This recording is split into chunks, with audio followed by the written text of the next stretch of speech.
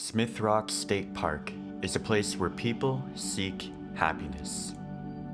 But do they find it here? In a world where only 14% of the population considers themselves to be very happy. We all desire happiness, but so few seem to find it.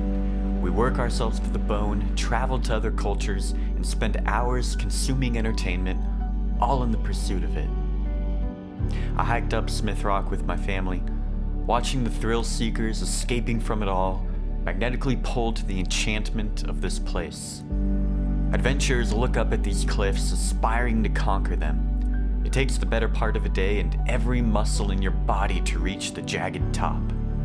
To look down and behold the rivers, the ranches, the Cascade Mountains, and the ant-sized cars. But is that enough to find happiness? What if you have no one to enjoy it with? What if you tried half-heartedly and couldn't reach the highest peak? Most importantly, will seeking happiness for happiness' sake bring our heart's desire? Or do we have to have a deeper motivation along the journey? The psalmist speaks of happiness for a seeker with a particular heart and a specific conduct in life. The kind of seeker that would fall into that 14% of those who are very happy in life. The scripture says, "Blessed are those whose ways are blameless, who walk according to the law of the Lord. Blessed are those who keep his statutes and seek him with all their heart." Blessed. A word from above. Modern English corresponds the state to being superlatively happy. Literally the highest form of happiness that could be achieved. This is the Lord's gift. Superlatively happy are those who live by God's ways. Superlatively happy are those who keep his word with all their heart. It's a mountainous task if we forget that it's given by the creator of the mountains. An upward path to be blessed, given by the one who empowers us to make the climb. The seeker of superlative happiness, then, has two clear conditions. Follow his word. Like the adventurers at Smith Rock, without a climbing route or trail map to hold to, you will end up lost in the dark, exhausted from heat stroke, or worse, falling from the cliffs. Walk in the way of the Lord. Don't wander from the path. Seek the Lord with all your heart.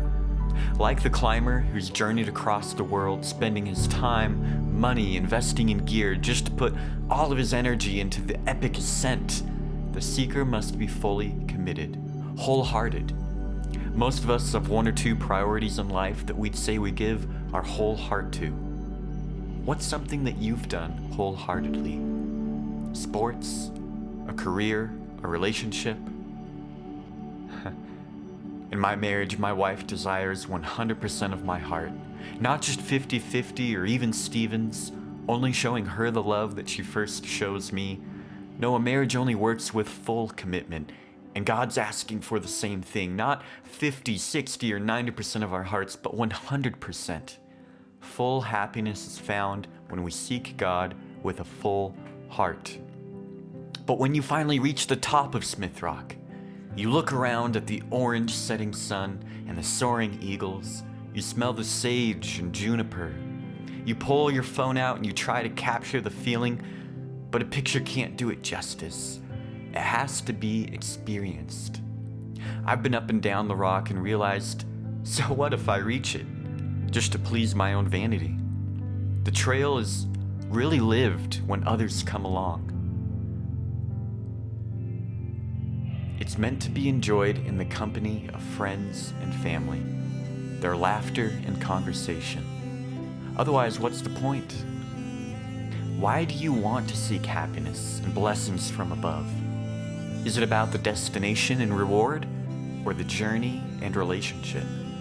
If I only sought God to get a ticket to heaven and a prosperous life, it would be all about me at the end of the day.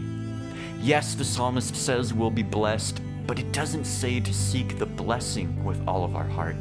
It says to seek God.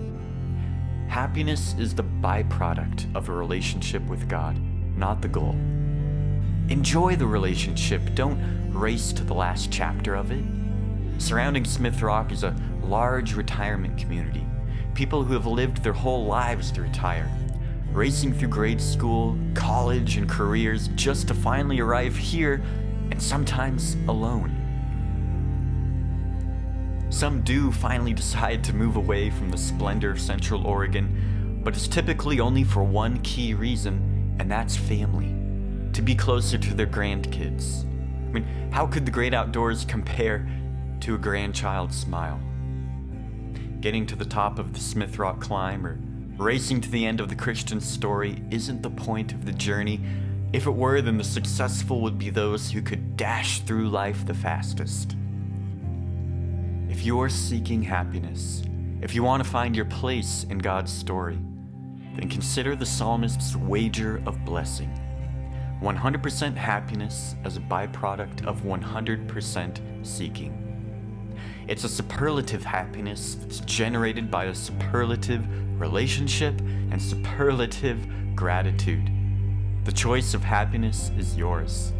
The choice to pursue God and follow His word with all your heart. Continue on this journey. Subscribe to our channel and see our full Nature Parable series on how to start a relationship with God. Leave us a comment below if you have any questions on how to get started and begin your path to God.